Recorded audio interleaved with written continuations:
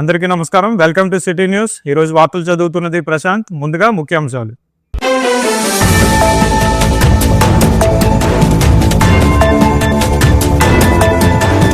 Russia దళాలు యుక్రెయిన్పై మరోసారి భారీ దాడులు చేపట్టాయి. 20 కీలక ప్రాంతాలపై 800 డ్రోన్లతో దాడులు జరపగా 6 మృతి చెందారు. ఉత్తరప్రదేశ్లో భారీ ఈదురుగాలులు, ధూళి తుఫాను బీభత్సం సృష్టించాయి.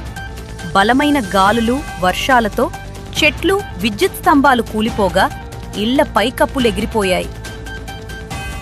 దేశవ్యాప్తంగా రైతులకు ఊరటనిచ్చేలా కేంద్ర ప్రభుత్వం కీలక నిర్ణయం తీసుకుంది. ప్రధాని పొదుపు సూచనల నేపథ్యంలో ఏపీ ప్రభుత్వం కీలక నిర్ణయాలకు సిద్ధమైంది. CM N Chandrababu Naidu, deputy CM Pawan Kalyan తమ సెక్యూరిటీ వాహనాలను 50% తగ్గించారు. హైదరాబాద్లోని వైబ్రాంట్ స్కూల్ వివాదంపై నటుడు రాజీవ్ కనకలా స్పందించారు. స్కూల్పై ఆరోపణలు తనకు తెలియవని, తల్లిదండ్రులు పూర్తి వివరాలు తెలుసుకుని పిల్లలను చేర్పించాలని సూచించారు. ఐపీఎల్ 2026లో ఆర్సీబీ మరో అద్భుత విజయాన్ని నమోదు చేసింది. రాయ్పూర్లో జరిగిన మ్యాచ్లో విరాట్ కోహ్లీ అజేయ శతకంతో చెలరేగడంతో కోల్కతా నిర్దేశించిన 193 పరుగుల లక్ష్యాన్ని బెంగళూరు 6 వికెట్ల తేడాతో ఛేదించింది.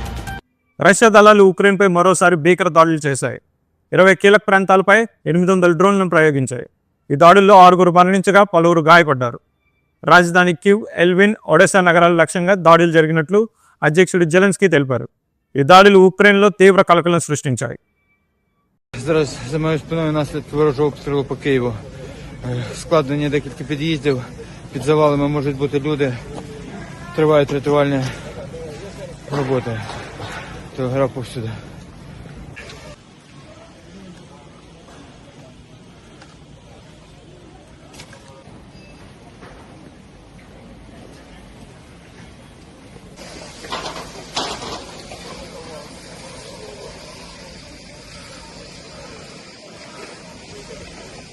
అమెరికా అధ్యక్షుడు డొనాల్డ్ ట్రంప్ చైనా పర్యటనలో భాగంగా బీజింగ్లోని గ్రేట్ హాల్ ఆఫ్ ది పీపుల్లో చైనా అధ్యక్షుడు జిన్పింగ్ను కలిశారు. గురు శుక్రవారాల్లో ఇరు దేశాల నేతలు పలు దఫాల ద్వైపాక్షిక చర్చలు జరపనున్నారు. వాణిజ్యం, ఇరాన్ యుద్ధం, తైవాన్కు అమెరికా ఆయుధాల విక్రయణ సహా పలు అంశాలపై చర్చించనున్నారు.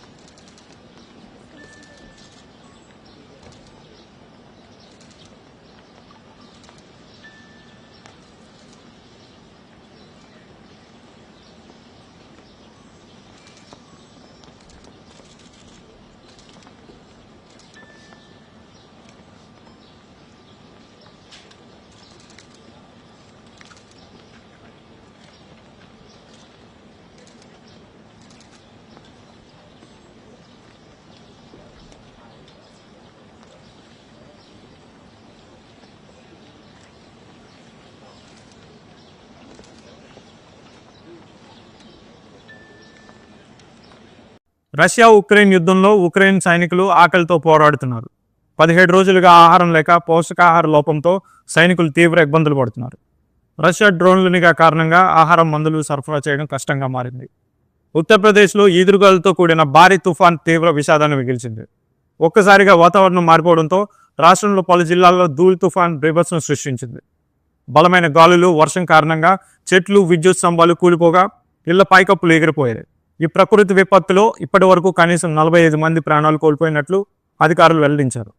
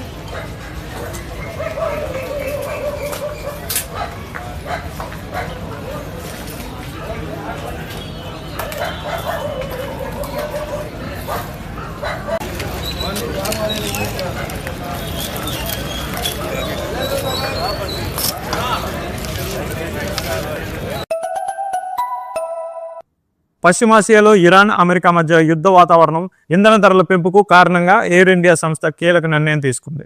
ఎయిర్ ఇండియా సంస్థ తన అంతర్జాతీయ విమాన సర్వీసుల్లో భారీ కోత విధించింది. ఈ మేరకు విమాన సర్వీసులను తగ్గిస్తూ ప్రకటన విడుదల చేసింది. జూన్ నుంచి ఆగస్టు వరకు ఈ మార్పులు ఉంటాయని పేర్కొంది. వారానికి సుమారు 250 అంతర్జాతీయ విమాన సర్వీసులను తగ్గించాలని ఎయిర్ ఇండియా నిర్ణయం తీసుకుంది. 2022లో కర్ణాటకలో ప్రారంభమైన హిజాబ్ వివాదం దేశవ్యాప్తంగా సంచలనం సృష్టించిన విషయం తెలిసిందే. అయితే తాజాగా కర్ణాటక ప్రభుత్వం సంచలన నిర్ణయం తీసుకుంది. 2022లో అప్పటి బీజేపీ ప్రభుత్వం పాఠశాలల్లో, కళాశాలల్లో హిజాబ్ ధరించడాన్ని నిషేధిస్తూ జారీ చేసిన ఉత్తర్వులను సిద్ధరామయ్య ప్రభుత్వం అధికారికంగా ఉపసంహరించుకుంది. ఈ మేరకు 2022లో జారీ చేసిన పాఠశాలల యూనిఫామ్ నిబంధనలు కొట్టివేసింది. తాజాగా ప్రభుత్వం తీసుకున్న నిర్ణయంతో రాష్ట్రంలో పాఠశాలల్లో హిజాబ్తో పాటు జంజాలను కూడా ధరించేందుకు విద్యార్థులకు అనుమతి లభించింది. దేశవ్యాప్తంగా ఉన్న కోట్లాది మంది రైతులకు మేలు చేకూర్చేలా కేంద్ర కేబినెట్ చారిత్రక నిర్ణయం తీసుకుంది. 2026-27 మార్కెటింగ్ సీజన్కు సంబంధించి 14 రకాల ఖరీఫ్ పంటలకు కనీస మద్దతు ధరను పెంచుతూ ప్రభుత్వం ఆమోదం తెలిపింది. గుజరాత్లోని రాజ్కోట్ చోటిలా హైవేపై సంగాని గ్రామం సమీపంలో అర్ధరాత్రి దాటిన తర్వాత జరిగిన ఘోర రోడ్డు ప్రమాదంలో 4 ప్రయాణికులు సజీవ దహనమయ్యారు. అహ్మదాబాద్ నుంచి రాజ్కోట్ వైపు వెళ్తున్న ప్రైవేట్ బస్సు ముందు వెళ్తున్న తార్ ట్యాంకర్ను ఢీకొనడంతో బస్సులో మంటలు చెలరేగాయి. ఈ ప్రమాదంలో మరో 10 మంది తీవ్రంగా గాయపడ్డారు.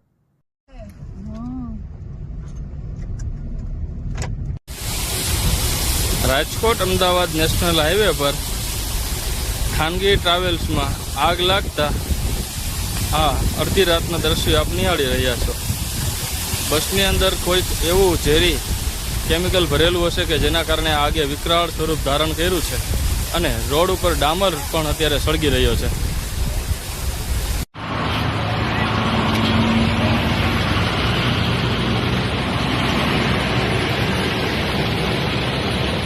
ఏపీ ప్రభుత్వం కీలక నిర్ణయాలు తీసుకుంటోంది. ప్రధాని మోడీ తాజాగా చేసిన పొదుపు వ్యాఖ్యలపై ఏపీ ప్రభుత్వం పలు నిర్ణయాలు అమలుకు సిద్ధమవుతోంది.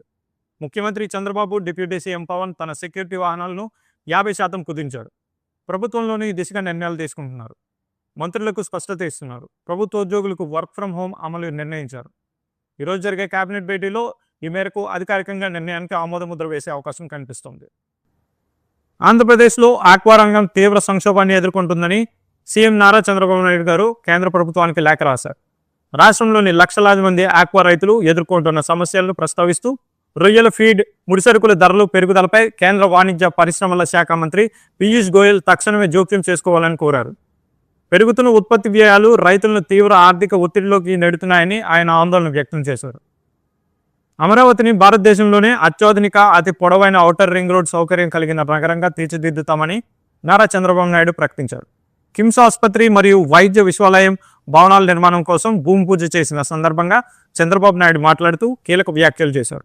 అమరావతి ఔటర్ రింగ్ రోడ్ పూర్తయితే దేశంలోని 190 కిలోమీటర్ల పొడవైన ఔటర్ రింగ్ రోడ్ ఉన్న ఏకైక నగరంగా అమరావతి నిలుస్తుందని స్పష్టం చేశారు. ఈ సందర్భంగా సీఎం చంద్రబాబు నాయుడు మాట్లాడుతూ అమరావతి, తెనాలి, గుంటూరు, మంగళగిరి ప్రాంతాలను ఏకీకృతం చేస్తూ అభివృద్ధి చేస్తే గుంటూరు జిల్లా దేశంలోనే అత్యుత్తమ జిల్లాల్లో ఒకటిగా నిలుస్తుందని ఆశాభావం వ్యక్తం చేశారు. హైదరాబాద్లోని వైబ్రెంట్ స్కూల్ కార్యక్రమంలో టాలీవుడ్ నటుడు రాజీవ్ కనకాల ముఖ్య అతిథిగా పాల్గొనడం వివాదాస్పదమైంది. ప్రభుత్వ నిబంధనలకు విరుద్ధంగా స్కూల్ నడిపిస్తోందని నవ తెలంగాణ స్టూడెంట్ శక్తి ఆర్గనైజేషన్ ఆరోపించింది. ఈ నేపథ్యంలో రాజీవ్ కనకాల స్పందిస్తూ స్కూల్పై ఆరోపణల గురించి తనకు ముందుగా తెలియదని, తల్లిదండ్రులు పూర్తి వివరాలు తెలుసుకుని పిల్లలను చేర్పించాలని సూచించారు. స్కూల్ నిర్వాహకులకు తన ఫోటోలు, వీడియోలను ప్రమోషన్లు వాడవద్దని చెప్పినట్లు తెలిపారు. అందరికీ నమస్కారం అండి. మొన్న ఈ మధ్య నేను వైబ్రెంట్ అనే స్కూల్కి అంటే చీఫ్ గెస్ట్గా వెళ్ళడం జరిగింది. అక్కడ పేరెంట్స్ తోటి ఇంటరాక్షన్, అలాగే పిల్లలు ఆ స్కూల్లో ఎవరైతే ఉత్తీర్ణులు అయ్యారో వాళ్ళందరికీ నా చేతుల మీదుగా చిన్నపాటి గిఫ్ట్లు, సన్మానాలు, సత్కారాలు జరిగాయి. నాకు ఎప్పుడైతే ఒక స్కూల్లో ఉత్తీర్ణమైన స్టూడెంట్స్కి మంచి చదువుల గురించి అనేసరికి కొంచెం వాళ్ళకి హెల్ప్ఫుల్గా ఉంటుంది. యాజ్ ఏ సెలబ్రిటీ అనుకోండి, లేకపోతే తెలిసిన వ్యక్తిగా అనుకోండి, మీలో ఒకడిగా అనుకోండి. సో రావడం జరిగింది. I felt very happy. But అక్కడ ఆ సభలో ఎన్విటిఎస్ అంటే నవ తెలంగాణ శక్తి ప్రెసిడెంట్ పవన్ గారు వచ్చి కొన్ని క్వశ్చన్స్ రేస్ చేశారు. ఏమంటే రాజీవ్ గారు, మీకు ఈ స్కూల్ తాలూకు క్రెడిబిలిటీ అవి మీకు తెలుసా? ఇది గవర్నమెంట్ తోటి ఉత్తీర్ణులు అవ్వడానికి అవన్నీ లీగల్గా ఉన్నాయి లేదా తెలుసా? ఇది ఈ కాంప్లెక్స్ రెసిడెన్షియల్ దీనికి పర్మిషన్ ఉందా లేదా తెలుసా అని ఇవన్నీ అడిగారు. సార్ నిజంగా నాకు అవన్నీ తెలియదు. బట్ అంటే ఒక మంచి కార్యక్రమానికి, మంచి జరుగుతుందనే కార్యక్రమానికి, పిల్లలకి ఒక ఉత్తేజపరిచే కార్యక్రమానికి కాబట్టి ఇన్ఫ్లుయెన్స్ చేస్తే మంచి జరుగుతుందన్న ఉద్దేశంతో, సదుద్దేశంతో అక్కడికి రావడం జరిగింది. మీరు అలాంటివి ఏవైనా ఉన్నా కానీ దయచేసి ఈ వైబ్రెంట్ స్కూల్కి మీరు వెళ్ళి ఇవన్నీ కనుక్కొని, పేరెంట్స్ అందరికీ చెప్తున్నా, జాయిన్ చేయాలనుకునే వాళ్ళందరికీ ఇవన్నీ కనుక్కొని, డీటెయిల్స్ కనుక్కొని, ఏవైతే ఎన్విటిఎస్ వాళ్ళు అడిగారో అంటే రెసిడెన్షియల్ గురించి కానీ, హాస్టల్ గురించి కానివ్వండి, స్కూల్ తాలూకు క్రెడిబిలిటీ గురించి కానివ్వండి, ఇవన్నీ కనుక్కొని మీ పిల్లల్ని జాయిన్ చేయండి. సో ఐ హోప్ ఈ డీటెయిల్స్ అన్నీ ఫాలో అవుతారని నేను ఆశిస్తున్నాను. అలాగే నేను వైబ్రెంట్ వాళ్ళకు కూడా చెప్పడం జరిగింది, నా ఫోటోలు కానివ్వండి, నా వీడియోలు కానివ్వండి పబ్లిసిటీ కోసం వాడొద్దని. ఎందుకంటే నేను వచ్చింది ఆ కార్యక్రమానికి చీఫ్ గెస్ట్గా మాత్రమే. నేను ఏది వాట్ యు సే రీల్స్ కానివ్వండి, ఇంకోటి కాదు. ఏమైనా పొరపాటున ఇంటర్వ్యూలో ఏదైనా మంచిగా చెప్పుండొచ్చు వాళ్ళకి స్కూల్ గురించి, బట్ ఏవైనా వాళ్ళని వాడద్దని చెప్పడం జరిగింది. సో నన్ను అలర్ట్ చేసినందుకు ఎన్విటిఎస్ వాళ్ళకు కూడా thank you very much. And please NVTS వాళ్ళు, మీరు మిగతా అలాంటి ఇంకా డీటెయిల్స్ ఏమైనా కావాలి అనుకుంటే, డౌట్స్ ఏమైనా ఉంటే మీరు తప్పకుండా వైబ్రెంట్ మేనేజ్మెంట్ వాళ్ళని అడగండి, కన్సల్ట్ చేయండి. Thank you. మీ రాజీవ్ కనకాల. నటుడు ఆలీ ఓ సబ్ యాడ్లో హిందువుల మనోభావాలను దెబ్బతీశారని ఆరోపణలు ఎదుర్కొంటున్నారు. గర్సోప్ అనే సబ్ యాడ్లో ఆలీ లక్ష్మీ పూజ చేయడం, బ్యాక్గ్రౌండ్లో లక్ష్మీదేవి మంత్రాలు వినిపించడంపై హిందూ సంఘాలు తీవ్ర అభ్యంతరం వ్యక్తం చేశాయి. ఆలీని బహిష్కరించాలని వారు డిమాండ్ చేస్తున్నారు.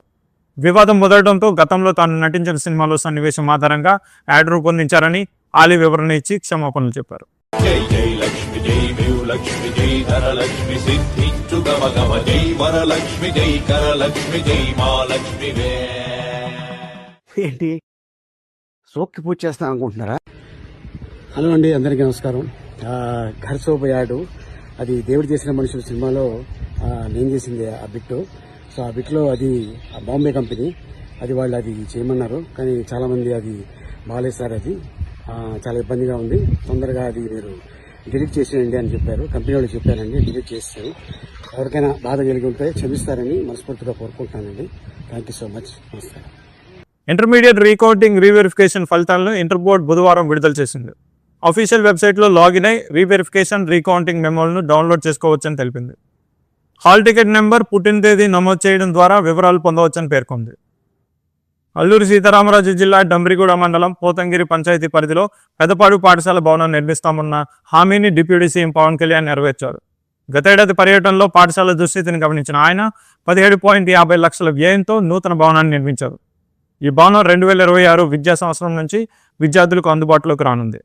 ఇచ్చిన మాటను నిలబెట్టుకోవడంపై స్థానిక గ్రామస్తులు, ఉపాధ్యాయులు పవన్ కళ్యాణ్కు ప్రత్యేక కృతజ్ఞతలు తెలిపారు.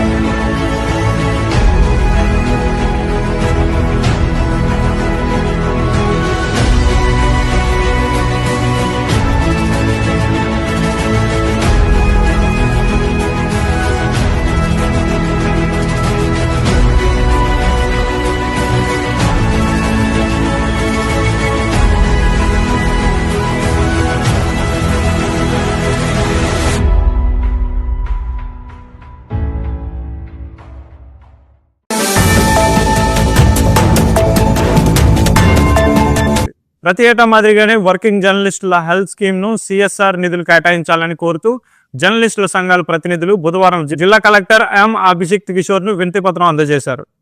దీనిపై స్పందించిన జిల్లా కలెక్టర్ నిధుల విడుదలకు అవసరమైన చర్యలు తీసుకుంటామని హామీ ఇచ్చారు.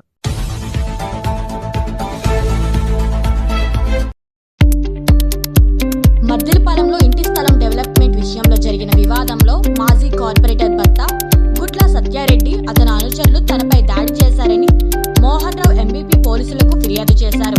దాడిలో గాయపడిన మోహన్ రావు ఆసుపత్రిలో చికిత్స పొందుతూ ఉన్నారు. గ్రేటర్ విశాఖ మున్సిపల్ కార్పొరేషన్ వార్డుల విభజన జరిపిన అతి త్వరలోనే స్థానిక సంస్థల ఎన్నికలకు సిద్ధం కావాల్సిందిగా విశాఖపట్నం జిల్లా యంత్రాంగాన్ని చంద్రబాబు నాయుడు ఆదేశించినట్లు AP Kalinga corporation director S Varaprasad తెలిపారు. శ్రీకాకుళం జిల్లా మత్స్యకారుల చిరకాల స్వప్నమైన బుడుగుడ్లపాలెం షిప్పింగ్ హార్బర్ నిర్మాణానికి ప్రత్యేక చొరవతో తీసుకుంటున్న రాష్ట్ర వ్యవసాయ మత్స్యకార శాఖ మంత్రి కింజరాపు అచ్చెన్నాయుడు జిల్లా మత్స్యకార సహకార సంఘాల అధ్యక్షుడు చీకటి శ్రీరాములు ఆధ్వర్యంలో మత్స్యకారులను సత్కరించారు. ఇటీవల జరిగిన కేబినెట్ లో రాష్ట్రంలో షిప్పింగ్ హార్బర్ల నిర్మాణానికి సంబంధించిన సవరించిన అంశాలను కేబినెట్ ఆమోదించగా వాటిలో బుడుగుడ్లపాలెం కూడా ఉంది. ఈ హార్బర్ పూర్తయితే మత్స్యకారుల జీవితాల్లో వెలుగులు వస్తాయని వారంతా ఆశగా ఎదురుచూస్తున్నారు. గార మండలంలోని తులుగు పంచాయతీ పరిధిలోని CSP రోడ్లో బుధవారం స్వచ్ఛాంధ్ర స్వర్ణాంధ్ర కార్యక్రమంలో భాగంగా నిర్వహించిన స్వచ్ఛ పదం కార్యక్రమం ఘనంగా జరిగింది. ఈ కార్యక్రమంలో శ్రీకాకుళం జిల్లా నియోజకవర్గం ఎమ్మెల్యే గొంటు శంకర్ పాల్గొని పరిశుభ్రత కార్యక్రమాలను ప్రారంభించారు. అరసివిలిలోని శ్రీ సూర్యనారాయణ స్వామి వారి దేవాలయంలో వైభవ బహుళ ఏకాదశి సందర్భంగా ఉషా పద్మిని ఛాయ సమేత శ్రీ సూర్యనారాయణ స్వామి వారి కళ్యాణ మహోత్సవం వైభవంగా నిర్వహించారు. మందాస ప్రధాన రహదారిలోని డివైడర్ పై నాటిన మొక్కలకు గోగ్రీన్ స్వచ్ఛాంధ్ర సంస్థ ఆధ్వర్యంలో లోహపు రక్షణ కవచాలను ఏర్పాటు చేయడం చాలా అభినందనీయమని పలాస అటవీ శాఖ రేంజర్ మురళీకృష్ణ నాయుడు పేర్కొన్నారు. బుధవారం సాయంత్రం జరిగిన ఈ కార్యక్రమానికి ఆయన ముఖ్య అతిథిగా హాజరై మొదటి రక్షణ గార్డును అమర్చి కార్యక్రమాన్ని ప్రారంభించారు. అనారోగ్యంతో బాధపడుతున్న ఆనందపురం మండలానికి చెందిన ఎస్ శ్రీనివాస్ కు సీఎం రిలీఫ్ ఫండ్ ను 7వ వార్డుకు చెందిన డి సీతారాం కుటుంబానికి బీమా సాయాన్ని భీమిలి ఎమ్మెల్యే గంటా శ్రీనివాసరావు అందజేశారు. సీఎం రిలీఫ్ ఫండ్ కింద మంజూరు అయిన 5,23,742 విలువైన చెక్కును బాధితుడి కుటుంబ సభ్యులకు అలాగే ప్రమాదశాత్తు మరణించిన డి సీతారాం భార్య డి లక్ష్మికి పార్టీ తరపున 5 లక్షల బీమా మొత్తాన్ని ఎంవీపీ కాలనీ క్యాంప్ కార్యాలయంలో బుధవారం ఆయన అందజేశారు. కేంద్ర పంచాయతీరాజ్ ఆదేశాల మేరకు ఆంధ్రప్రదేశ్ పంచాయతీరాజ్ శాఖ మొట్టమొదటిసారిగా ఆంధ్ర రాష్ట్రంలో పంచాయతీరాజ్ శాఖలో ISO సర్టిఫికేషన్ కొరకు ఆంధ్రప్రదేశ్ రాష్ట్రంలోని 24 గ్రామ పంచాయతీలను ఎంపిక చేసింది. ఈ సర్టిఫికేషన్ కొరకు గత 18 నెలలుగా కసరత్తు చేయగా అందులో భాగంగా విశాఖపట్నం జిల్లా ఆనందపురం మండలం నుండి వెల్లంగి మరియు పెందుర్తి మండలం నుండి ఎస్ఆర్పురం గ్రామాలు పంచాయతీలు ఎంపిక కాబడ్డాయి. విశాఖపట్నం జిల్లాలో మొట్టమొదటిసారి ఆనందపురం మండలం వెల్లంగి గ్రామ పంచాయతీలను ISOగా ఎంపిక చేశారు. మధురవాడ చంద్రపాలెం జిల్లా పరిషత్ ఉన్నత పాఠశాలలో బడి పిలుస్తుంది కార్యక్రమంలో భాగంగా పిల్లల తల్లిదండ్రులతో ఆత్మీయ సమావేశం బుధవారం ఘనంగా నిర్వహించారు. మండల విద్యాశాఖ అధికారి చింతాడ రవిబాబు అధ్యక్షత జరిపిన ఈ సమావేశానికి ముఖ్య అతిథిగా జిల్లా DEO ఎన్ ప్రేమ్ కుమార్ హాజరయ్యారు. భీమిలి గ్రామదేవత నూకాలమ్మ అమ్మవారి ఆలయ నూతన ధర్మకర్త మండలి చైర్మన్గా చురకాల రమణను ఎంపిక చేయడం పట్ల భీమిలి ఎమ్మెల్యే గంటా శ్రీనివాసరావుకి తెలుగుదేశం పార్టీ రాష్ట్ర మాజీ కార్యదర్శి గంటా నూకరాజు ధన్యవాదాలు తెలియజేశారు. బుధవారం ఉదయం అఖిల భారతీయ విద్యా పరిషత్ విశాఖపట్నం శాఖ ఆధ్వర్యంలో స్థానిక కలెక్టరేట్ వద్ద రాష్ట్రంలో పెండింగ్ లో ఉన్న 5,800 కోట్లు ఫీజు రియంబర్మెంట్ వెంటనే విడుదల చేయాలని నిరసన వ్యక్తం చేశారు. అనంతరం జిల్లా కలెక్టర్ ఎం అభిషేక్ కిషోర్ ను కలిసి వినతి పత్రాలను అందజేశారు. సింహాచలం శ్రీ వరాహలక్ష్మి నరసింహస్వామి వారి దేవస్థానంలో బుధవారం నిర్వహించిన ఉండి లెక్కింపు కార్యక్రమంలో ఒక విచారమైన ఘటన చోటు చేసుకుంది. స్వామివారికి భక్తులు సమర్పించిన కానుకలను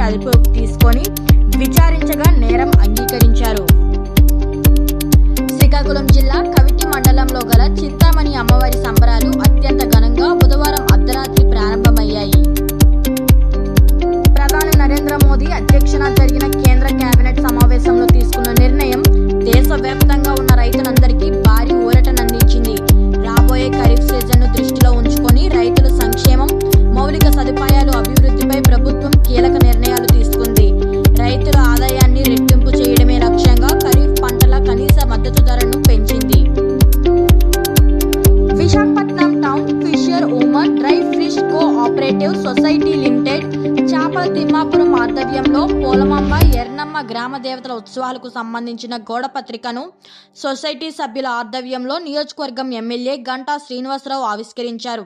ఈ ఉత్సవాలు ఈ నెల 23 నుంచి 26 వరకు 4 రోజుల పాటు అత్యంత వైభవంగా నిర్వహిస్తున్నట్లు తెలియజేశారు. మన దగ్గర సీజ్ చేసిన వాహనాలు పోలీస్ స్టేషన్లో ఉండిపోయి తుప్పు పట్టడం చూస్తూ ఉంటాం. కానీ న్యూయార్క్ సిటీ పోలీసులు మాత్రం కఠినంగా వ్యవహరించారు. ఈ ఏడాది నిబంధనలు ఉల్లంఘించి సుమారు 5,700 బైకులను బుల్డోజర్లతో తొక్కించి తుక్కు చేశారు.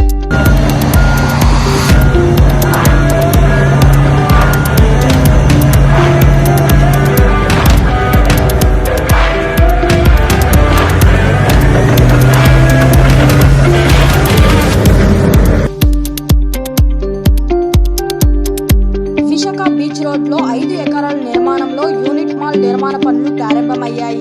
ఒక జిల్లా ఒక ఉత్పత్తి లక్ష్యంగా ఈ ప్రాజెక్టును చేపట్టారు.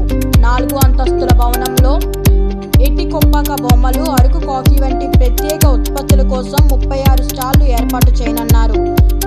చేతి వృత్తి కళాకారులకు మార్కెటింగ్ సౌకర్యం కల్పిస్తూ పర్యాటకులకు ఒకే చోట అందుబాటులోకి తీసుకురావడమే దీని ప్రధాన ఉద్దేశం.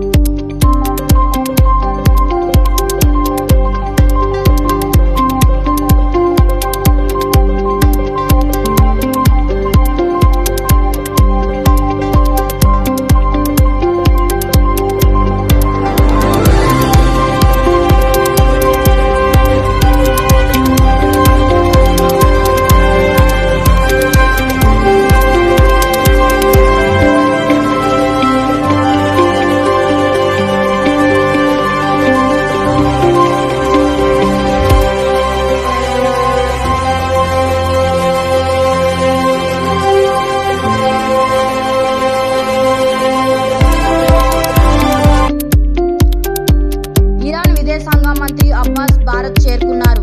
ఇక్కడ జరిగే బ్రిక్స్ సదస్సులో ఆయన పాల్గొంటారు. అమెరికా ఇరాన్ యుద్ధం మొదలైన తరువాత ఆయన దేశంలో తొలిసారి పర్యటించడం ప్రాధాన్యత సంతరించుకుంది. ఈ సందర్భంగా హార్ముజ్ నుండి భారత్ నౌకల సులభతర రవాణాపై ఆయనతో కేంద్రం చర్చించే అవకాశం ఉంది.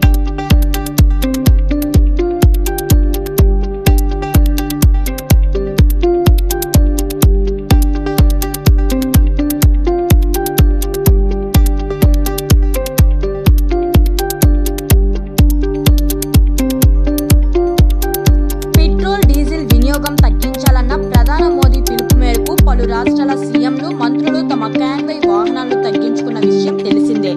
కాగా మహారాష్ట్ర సీఎం ఫడ్నవీస్ మరో అడుగు ముందుకు వేసి బైక్ ప్రయాణాన్ని ఎంచుకున్నారు. ఇవాళ ఆయన ముంబైలోని తన ఇంటి నుంచి బైక్ నడుపుకుంటూ అసెంబ్లీకి వెళ్లారు. సీఎంకు భద్రత కల్పిస్తూ సెక్యూరిటీ సిబ్బంది సైతం బైక్లపై ఆయనను ఫాలో అయ్యారు.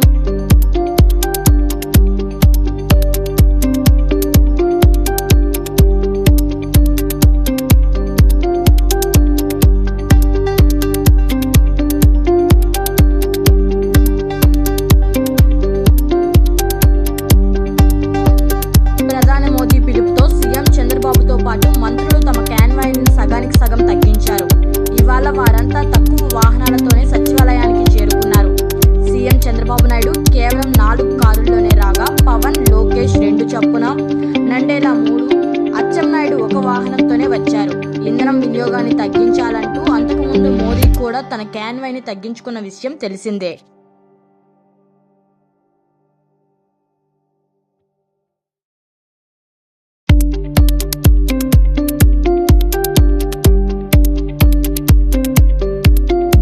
బయలుదేరిన ఎల్పీజీ ట్యాంకర్ ఎంవీ సన్షైన్ సురక్షితంగా హార్ముజ్ జలసంధిని దాటింది. యుద్ధం మొదలయ్యాక పర్షియన్ గల్ఫ్ నుంచి ఇండియాకు వస్తున్న 15వ ఎల్పీజీ నౌక అని సంబంధిత వర్గాలు తెలిపాయి. దీనికి ఇండియన్ నేవీతో పాటు పలు ఏజెన్సీలు సాయం అందించినట్లు తెలుస్తుంది.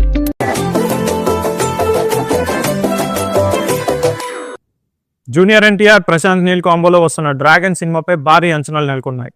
ఈ చిత్రంలో కాంతారా ఫేమ్ రుక్మిణి వసంత్ హీరోయిన్ గా నటిస్తుంది. అభిమానులు ఎంతో ఆసక్తిగా ఎదురుచూస్తున్న ఈ సినిమాకు సంబంధించి ఈ నెల 20న జూనియర్ ఎన్టీఆర్ పుట్టినరోజు సందర్భంగా డ్రాగన్ ఫస్ట్ గ్లింప్స్ విడుదల చేయనున్నట్లు చిత్ర బృందం ప్రకటించింది. టాలీవుడ్ స్టార్ హీరోయిన్ సమంత ప్రధాన పాత్రలో నటిస్తున్న మా ఇంటి బంగారం సినిమా విడుదల తేదీ ఖరారైంది. నందిని రెడ్డి దర్శకత్వంలో తెరకెక్కిస్తున్న ఈ చిత్రం గతంలో ప్రకటించిన మే 15 కంటే ఆలస్యంగా జూన్ 16న ప్రపంచవ్యాప్తంగా థియేటర్లో విడుదల కానుంది.